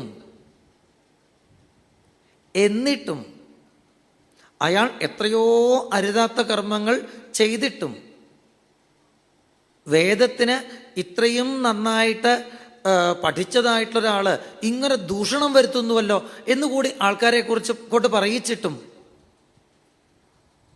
ഭഗവാൻ അയാളെ മറന്നില്ല എങ്കിൽ, അയാളുടെ ഉണ്ണിക്ക് നാരായണൻ എന്ന് പേരിടാൻ തോന്നിച്ചു എങ്കിൽ, നാരായണ വരൂ, നാരായണ ഇരിക്കൂ, നാരായണ ഊണ് കഴിക്കൂ, നാരായണ അച്ഛൻ്റെ മേത്ത് കിടന്നുറങ്ങിക്കോളൂ എന്നിങ്ങനെ പലവട്ടം നാരായണ നാരായണ എന്ന് നാവുകൊണ്ട് പറഞ്ഞുവെങ്കിൽ, ഉള്ളുകൊണ്ട് ഓർത്തുവെങ്കിൽ അതൊക്കെ എന്തോ ഒന്ന് ഈ ലോകത്തിന് കാണിച്ചു കൊടുക്കാൻ വേണ്ടി ഭഗവാൻ ആ കളിപ്പാട്ടത്തെ വെച്ച് കളിക്കുന്ന കളിയാണ്. എന്നിട്ട് ആ അജാമിളന്റെ കഴുത്തിൽ യമപുരുഷന്മാർ കയറിടുമ്പോൾ നാരായണ എന്ന് തന്നെ വിളിപ്പിച്ചതും അതേ ഭഗവാൻ. തൻ്റെ ആൾക്കാരെ പറഞ്ഞയച്ച് കാലപാശത്തെ മുറിപ്പിച്ചതും അതേ ഭഗവാൻ. അവരിലൂടെ തിരുനാമ സങ്കീർത്തനത്തിൻ്റെ മഹിമ ലോകത്തിന് മുഴുവൻ കേൾക്കാൻ പാകത്തിന് പ്രഭാഷണം ചെയ്യിച്ചതും അതേ ഭഗവാൻ. അജാമിളൻ വെറുമൊരു കളിപ്പാട്ടം. അജാമിളന് ഇതെല്ലാം കേൾക്കാൻ സാധിച്ചു. അയാൾ അവിടെ നിന്ന് എഴുന്നേറ്റ് തന്നെ രക്ഷിച്ച ഭഗവത് പാർഷദന്മാരെ നമസ്കരിച്ചു. പിന്നീട് ആ ദാസിയുടെ ഗൃഹം വിട്ട് നേരെ ഗംഗാതീരത്തേക്ക് യാത്രയായി. താൻ അറിഞ്ഞോ അറിയാതെയോ ചെയ്തു കൂട്ടിയതായിട്ടുള്ള തെറ്റുകളെ ഓർത്ത് പരിതപിച്ചുകൊണ്ട്, ഇത്രയെല്ലാം തെറ്റ് താൻ ചെയ്തില്ലേ, വൃദ്ധരായിട്ടുള്ള അനാഥരായിട്ടുള്ള മറ്റൊരു ബന്ധുക്കളില്ലാത്ത അച്ഛനമ്മമാരെ ഞാൻ മറന്നില്ലേ, തിരിഞ്ഞു നോക്കാതെ ഉപേക്ഷിച്ചില്ലേ, എനിക്ക് വേണ്ടി എല്ലാം വിട്ട് ഓടി വന്നതായിട്ടുള്ള ആ സ്ത്രീയെ, എൻ്റെ ഭാര്യയെ തിരിഞ്ഞൊന്നും നോക്കിയിട്ടില്ലല്ലോ, സ്നേഹിച്ചവരെ മുഴുവൻ വിഷമിപ്പിച്ചിട്ടേ ഉള്ളൂ, എന്നോടൊരറിവുമില്ല പരിചയവുമില്ല, ഓരോ ഉപദ്രവവും ചെയ്തിട്ടില്ലാത്ത എത്ര പേരെയാണ് കട്ടിട്ടുള്ളത്, കൊള്ളയടിച്ചിട്ടുള്ളത്, എത്ര പേരെ കൊന്നിട്ടുള്ളത്, എത്ര ജീവിതങ്ങളെയാണ് അനാഥാക്കിയിട്ടുള്ളത്, എത്ര പേരുടെ ജീവിതമാണ് വഴിമുട്ടിച്ചിട്ടുള്ളത്. സ്നേഹിച്ചവർക്കും എന്നോടൊരു ഉപദ്രവവും ചെയ്യാത്തവർക്കും ദുഃഖം മാത്രം കൊടുത്തവൻ ഞാൻ. എന്നിട്ടും ഭഗവാൻ എന്തിനെ എന്നെ രക്ഷിച്ചു? എന്നിൽ എന്ത് ഗുണമുണ്ടായിട്ടാ? അറിയില്ല എന്ന് മാത്രമാണ് അജാമിളന് ഉത്തരം. എന്തായാലും ഭഗവാൻ ആയുസ് നീട്ടി തന്നു, അത് ഭഗവാന്റെ നാമം ജപിക്കാനാവട്ടെ. അതുമാത്രമേ അജാമിളൻ ചിന്തിച്ചിട്ടുള്ളൂ. എനിക്ക് കിട്ടിയ ആയുസ് ഞാൻ തോന്നിവാസാക്കി കളഞ്ഞു, ഭഗവാൻ നീട്ടിത്തന്ന ആയുസ്സെങ്കിലും ഭഗവാന്റെ നാമം ജപിക്കാനാവട്ടെ. താൻ ചെയ്തതിനെക്കുറിച്ച് വീണ്ടും വീണ്ടും ഓർമ്മ വരുന്നുണ്ട്. മനസ്സ് അങ്ങനെയാണ്, അതിന് പല ഓർമ്മകളും വരും. അതിനെ ശ്രദ്ധിക്കണ്ട, നാവ് നാമം ജപിക്കട്ടെ എന്ന് അജാമിളൻ ഉറപ്പിച്ച് ഗംഗാതീരത്തിരുന്നു അത്രേ. നേരത്തെ അദ്ദേഹം ആ കുലടയെ കണ്ട് പതിതനാവാൻ കാരണം എന്താ? മനസ്സ് അവളെ ചിന്തിക്കാൻ തുടങ്ങി, അതിനെ നിയന്ത്രിക്കാൻ പറ്റുന്നില്ല. അപ്പോഴാണ് അവളുടെ ഗൃഹത്തിലേക്ക് പോയേ. മനസ്സിനെ നിയന്ത്രിക്കാൻ ശ്രമിച്ചപ്പോഴാണ് അദ്ദേഹത്തിനെ വലിച്ചിട്ട് അത്രയും താഴ്ന്ന പടി കൊണ്ടുപോയിട്ട്. എന്നാൽ ഇപ്പൊ കാര്യം മനസ്സിലായി, അതിനെ നിയന്ത്രിച്ചിട്ട് കാര്യമില്ല, അത് പലതും ചിന്തിക്കും, അതങ്ങനെ പൊക്കോട്ടെ, ഞാൻ നാമം ജപിക്കും നാവുകൊണ്ട്, മനസ്സ് അതിൻ്റെ ഇഷ്ടം പോലെ പോട്ടെ. അദ്ദേഹം അങ്ങനെ ഗംഗാതീരത്തിൽ ഇരുന്നപ്പോഴാണ്, നമ്മുടെ കുട്ടികളെയൊക്കെ പോലെ തന്നെയാണ് മനസ്സ്. ഇവിടെ വാ, ഇവിടെ ഇരിക്കുക എന്ന് പറഞ്ഞാൽ കുട്ടിക്ക് ലെവലേശ സമ്മതമല്ല. നമ്മൾ അവനെ വിളിക്കണമെന്നില്ല, നമ്മുടെ ഇഷ്ടം പോലെ കുറേശ്ശെ കീർത്തനങ്ങൾ പാടുമ്പോൾ കുട്ടി തന്നെ അടുത്ത് വന്നിരുന്നോളൂ. അതിനെ പിടിച്ചു വയ്ക്കാൻ നോക്കിയാതിരിക്കില്ല. അതുപോലെ അജാമിളൻ നാമം ജപിക്കാൻ തുടങ്ങിയപ്പോൾ പതുക്കെ പതുക്കെ മനസ്സ് അതിൻ്റെ അടുത്തേക്ക് വന്നു. നല്ല രസമുണ്ട് കേൾക്കാൻ. അങ്ങനെ ഭഗവൻ നാമ സങ്കീർത്തനം കൊണ്ട് മനസ്സ് സ്വയം നിയന്ത്രിതമായി, പ്രേമബദ്ധമായി, രസത്തിൽ ലീനമായി. അപ്പോൾ ഭഗവത് പാർഷദന്മാര് വീണ്ടും വന്നു വിമാനവും കൊണ്ട് അജാമിളെ കൊണ്ടുപോകാൻ. ഭഗവാൻ ഒരു കളിപ്പാട്ടത്തിനെ വെച്ച് കളി തുടങ്ങി. നീ ബ്രാഹ്മണൻ, നീ ഇപ്പൊ ബ്രഹ്മചാരി, നീ ഇപ്പൊ വിവാഹം ചെയ്തു, നീ ഇതാ ഒരു ദാസിയുടെ വീട്ടിൽ പോയിരിക്കണു, നീ ഇതാ ഈ കർമ്മങ്ങളൊക്കെ ചെയ്യണു, ഇതാ നീ മരിക്കാൻ കിടക്കണു, ഇതാ നിന്നെ രക്ഷിക്കാനായിട്ട് എൻ്റെ ആൾക്കാർ വരണു, നീ ഇതാ ഗംഗാതീരത്തെ എത്തിയിരിക്കണു, നീ ഇതാ നാമം ജപിക്കണു, നീ മതി പോരെ, നിന്നെ ഞാൻ കൊണ്ടുപോവാം. ഭഗവാൻ ഒരു കളിപ്പാട്ടത്തെ വെച്ച് അങ്ങനെ കളിച്ചിട്ട് മതി കേട്ടോ പോരെ എന്ന് പറഞ്ഞ് എടുത്തു, അത്രയേ ഉള്ളൂ. ഈ വേഷങ്ങളൊക്കെ കെട്ടിച്ചത് ലോകത്തിന് ചിലത് പഠിപ്പിക്കാനാണ്. അവനവൻ്റെ ധർമ്മം, എൻ്റെ ധർമ്മത്തെ ഞാൻ ചെയ്യാൻ പുറപ്പെട്ടാൽ അത് നമ്മളെ രക്ഷിച്ചോളുന്നില്ല. കാരണം നമുക്കങ്ങനെ നിഷ്ഠ പിടിച്ചു നിൽക്കാൻ പറ്റില്ല. അജാമിളനും ഒരു ശ്രദ്ധക്കുറവുണ്ടായെങ്കിൽ നമുക്കും എന്തെങ്കിലും വന്നേക്കാം. അതുകൊണ്ട് പ്രാർത്ഥിക്കുക നിവൃത്തിയുള്ളൂ. കുലം ച കുലധർമ്മം ച മാം ച പാലയ പാലയാന്ന് ഭഗവാനെ ഏൽപ്പിക്കുക, ധർമ്മത്തിൻ്റെ മാർഗത്തിൽ കൊണ്ടു നടക്കണേന്ന്. അല്ലാതെ എൻ്റെ കഴിവുകൊണ്ട് ഞാൻ ധർമ്മത്തിൽ ഉറച്ചു നിൽക്കുന്നു പറയാൻ പറ്റില്ല. പിന്നെ ആ അജാമിളനെ ഈ അരുതാത്ത വഴികളിലൂടെ കൊണ്ടുപോയപ്പോഴും ഭഗവാൻ തൻ്റെ കളിപ്പാട്ടാക്കി വെച്ചിരിക്കുകയാണ്, ശ്രദ്ധിച്ചുകൊണ്ടേയിരിക്കുന്നുണ്ട്. അവൻ വേണ്ടത്ര കേട് വരണില്ലേ, ആൾക്കാരെ കൊണ്ടൊക്കെ പറയിക്കണില്ലേ, ഭഗവാൻ ശ്രദ്ധിച്ചുകൊണ്ടേയിരിക്കുന്നുണ്ട്. മുൻപെന്നോ അന്ന് ചെയ്തിരുന്നതായിട്ടുള്ള ബ്രാഹ്മണന്റെ ധർമ്മത്തിൻ്റെ ഒരു ലേശം വാസന ഉള്ളിൽ എവിടെയൊക്കെ കൊടുത്തിട്ടുണ്ടാവും. അതൊന്നും എനിക്ക് ചെയ്യാൻ പറ്റുന്നില്ലല്ലോ എന്നിങ്ങനെ ഇടയ്ക്കൊരു ഈശ്വരാന്നൊരു ചിന്ത വരുന്നുണ്ടാവാം. എങ്ങനെയാണ് ഒരു കുപ്പിച്ചില് ഒരു ഡ്രസ്സിൽ തുന്നി വെച്ചാൽ ഈ ലൈറ്റിൻ്റെ ഇടയിൽ എപ്പോഴെങ്കിലുമൊക്കെ തിളങ്ങണത്, അതുപോലെ അജാമിളൻ്റെ ഉള്ള ഇടയ്ക്കൊക്കെ ഈശ്വരാന്ന് വിചാരിച്ചിട്ടുണ്ടാവാം, ഇല്ല എന്നും വരാം. അവസാനം നാരായണ നാരായണ എന്ന് കുറച്ചധികം തിളങ്ങി. കഴുത്തിൽ കയറ് വീണപ്പോൾ ഒരു നാരായണ എന്നുള്ള തിളക്കം കൂടി ഉണ്ടായി. ഭഗവാൻ അയാളെ തൻ്റെ ഭക്തനാണ് എന്ന് പറഞ്ഞ് മാറ്റി, അത്രയേ ഉള്ളൂ. സൂര്യപ്രകാശം വല്ലപ്പോഴും കുപ്പിച്ചില്ലിൽ തിളങ്ങുന്നുണ്ടെങ്കിൽ കുപ്പിച്ചില്ലിലൂടെ ആ തിളക്കം കാണുമ്പോൾ മാത്രമേ സൂര്യനുള്ളൂ. അല്ലാത്ത സമയത്തൊക്കെ സൂര്യൻ ഓഫാണെന്ന് പറയാൻ പറ്റില്ല. സൂര്യൻ എപ്പോഴും പ്രകാശിക്കുന്നുണ്ട്, ചില്ലിൽ ഇടയ്ക്കേ കാണുന്നുള്ളൂ. ഇതുപോലെ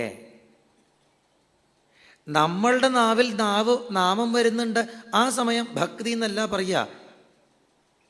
നമ്മുടെ നാവിൽ നാമം വരാത്ത സമയം ഉണ്ടാവും, അപ്പോഴും ഈശ്വരൻ നമ്മളെ ശ്രദ്ധിച്ചു കൊണ്ടിരിക്കുന്നുണ്ട്, സ്നേഹിച്ചു കൊണ്ടിരിക്കുന്നുണ്ട്.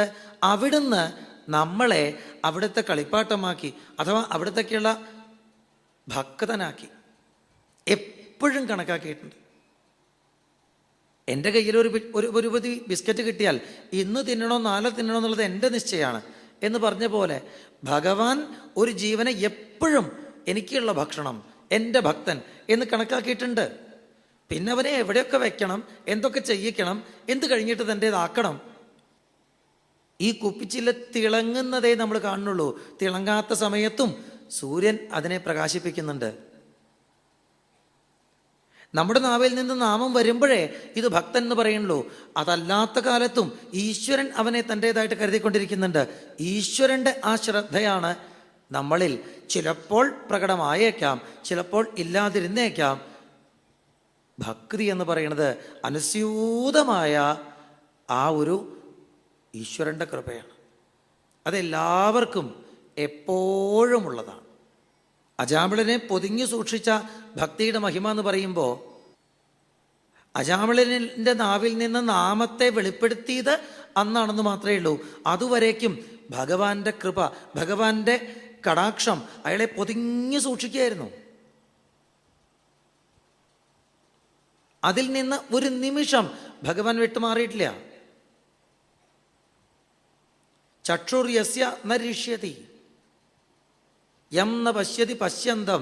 സദാ കണ്ടുകൊണ്ടിരിക്കുന്നവനെ നമ്മൾ അങ്ങോട്ട് കാണില്ല വെച്ചിട്ട് അവിടുന്ന് ഇങ്ങോട്ട് കാണില്ല എന്ന് പറയാൻ പാടില്ല.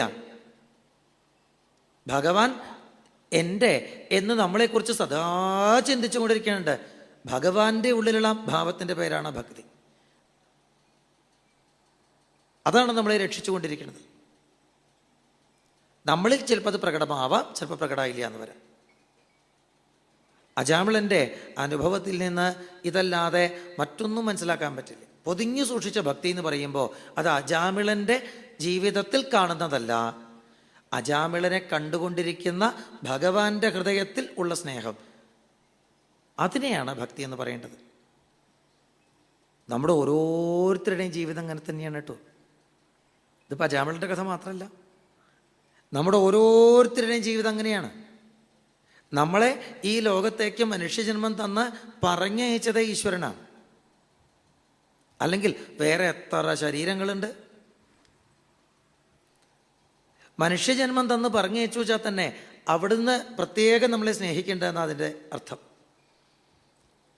പിന്നെ ഏതൊക്കെ വഴികളിലൂടെ കൊണ്ടുപോകണം, എന്തൊക്കെ ചെയ്യിക്കണം, ആരെയൊക്കെ പരിചയപ്പെടുത്തണം, എത്ര കാലം ഇവിടെ ജീവിപ്പിക്കണം, കൃത്യമായിട്ട് അവിടുത്തെ പ്ലാനിലാണ് എല്ലാം നടന്നുകൊണ്ടിരിക്കണേ. എങ്ങനെയാണ് ഉരുളിയിൽ എണ്ണ ചൂടായി അതിലേക്ക് 2 പപ്പടങ്ങളിട്ടാൽ അത് പൊള്ളി വരണോ, അത് വെളുത്തിട്ട് വാങ്ങണോ, അതോ ചുമന്നിട്ട് വാങ്ങണോ, അത് കണ്ടുകൊണ്ടിരിക്കുന്നുണ്ട്. കൃത്യസമയമാകുമ്പോൾ അയാൾ അതിൽ നിന്ന് എടുക്കുന്നത് പോലെ അയാളുടെ ശ്രദ്ധ പരിപൂർണമായിട്ടും ആ പപ്പടങ്ങൾ ഇട്ടാൽ അത് എടുക്കുന്നത് വരെ ഫുള്ളായിട്ട് അതിലുള്ളത് പോലെ ഭഗവാൻ ഓരോ ജീവനെയും ഇങ്ങോട്ട് പറഞ്ഞേക്കുമ്പോൾ ഈ ഒരു ജന്മം കൊണ്ട് എത്രത്തോളം സംസ്കാരം ഉണ്ടാക്കണം, കോരിയെടുക്കണം, അടുത്തത് എവിടെ പറഞ്ഞേക്കണം, കൃത്യമായിട്ട് ഭഗവാന് പ്ലാനുണ്ട്. ഭഗവാന്റെ നമ്മളോടുള്ള സ്നേഹമാണ്, ശ്രദ്ധയാണ് ഇടയ്ക്ക് നമ്മളിൽ ഒരു നാമമായിട്ട് തെളിയുന്നുണ്ടാവുക. ഭക്തി എന്ന് പറഞ്ഞാൽ നാമം ജപിക്കൽ മാത്രമല്ലല്ലോ. അജാമിളൻ അന്ന് തൻ്റെ ഗൃഹത്തിൽ നിന്ന് കുറച്ച് ധനവും എടുത്തിട്ട് ആ സ്ത്രീയുടെ ഗൃഹത്തിലേക്ക് പുറപ്പെടുമ്പോൾ പ്രാരബ്ധം തീർക്കാൻ ശാസ്ത്രവിധിയാവണ്ണം ഇന്ന പോലെ ചെയ്യാം എന്ന് കരുതി ഇറങ്ങിയതാവും. ഇറങ്ങണ പോക്കിൽ ഒരു നമസ്കാരം എന്തായാലും ഉണ്ടായിണ്ടാവും അല്ലേ? ഭഗവാനെ, ഞാനിതാ എൻ്റെ പ്രാരബ്ധം തീർക്കാനായിട്ട്, ആത്മശുദ്ധി ഉണ്ടാക്കാനായിട്ട് ഈ വഴിക്ക് ഇറങ്ങുകയാണേ. ഇനി അവിടെ ചെന്നാലത്തെ കഥ എന്താണെന്ന് എനിക്കറിയില്ല. നാമം ജപിക്കാൻ പറ്റുമോ, തപസ് ചെയ്യാൻ പറ്റുമോ, ധ്യാനം ചെയ്യാൻ പറ്റുമോ, പൂജ ചെയ്യാൻ പറ്റുമോ, എന്തെങ്കിലും ഈശ്വരകർമ്മങ്ങൾ ചെയ്യാൻ പറ്റുമോ അറിയില്ല. ദാനം, വ്രതം, തപം, ഹോമം, ജപം, സ്വാധ്യായം, സംയമം ഒന്നും നടക്കാത്തൊരിടമാണെങ്കിലും ഞാൻ അവിടുത്തെ പാദത്തിൽ എത്താൻ വേണ്ടി കൊതിച്ചിട്ടാണേ, ശുദ്ധി ഉണ്ടാക്കാൻ കൊതിച്ചിട്ടാണേ ഇറങ്ങണത്. ഞാനിതാ ഇപ്പം നമസ്കരിക്കണേ, കാത്തോളണേ എന്ന് പ്രാർത്ഥിച്ചിട്ടാവും ഇറങ്ങിയിട്ടുണ്ടാവുക. പിന്നെ അജാമിളൻ ഒരിക്കൽ പോലും ജീവിതത്തിൽ നാമം ജപിച്ചിട്ടില്ലെങ്കിലും ഭഗവാൻ ഒരു നിമിഷം അയാളെ കാണാതിരുന്നിട്ടുണ്ടാവില്ല. ആ ഒരു നിമിഷത്തെ പ്രാർത്ഥന മതി, ആ ഒരു നിമിഷത്തെ നമസ്കാരം മതി. അതാണ് അയാളെ പൊതിഞ്ഞു കാത്തു സൂക്ഷിച്ചത് എന്ന് പറയാം.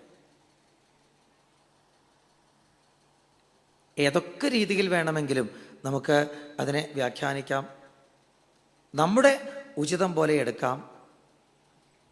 ഒരു കാര്യം തീരുമാനമാണ്, പൊതിഞ്ഞു സൂക്ഷിച്ചിരുന്നു ഭഗവാൻ എന്നുള്ളത്. പൊതിഞ്ഞു സൂക്ഷിച്ചിരുന്നു എന്നുള്ളത് ഭഗവാൻ അത് ഉറപ്പാണ്. കാരണം ഉണ്ണിക്ക് നാരായണൻ എന്ന നാമം വന്നുവെങ്കിൽ, അജാമിളൻ്റെ നാവില് അത് വേറെ ഒരുട്ടം കുഞ്ചു കുട്ട എന്നുള്ള വിളി ആവാതെ നാരായണൻ എന്ന് തന്നെ വിളിക്കാൻ തോന്നിച്ചുവെങ്കിൽ അതൊക്കെ ഭഗവാന്റെ കൃപ ഉണ്ടായിരുന്നത് കൊണ്ട് തന്നെയാണ് എന്ന കാര്യത്തിൽ സംശയമില്ല. ആ എൻ്റെ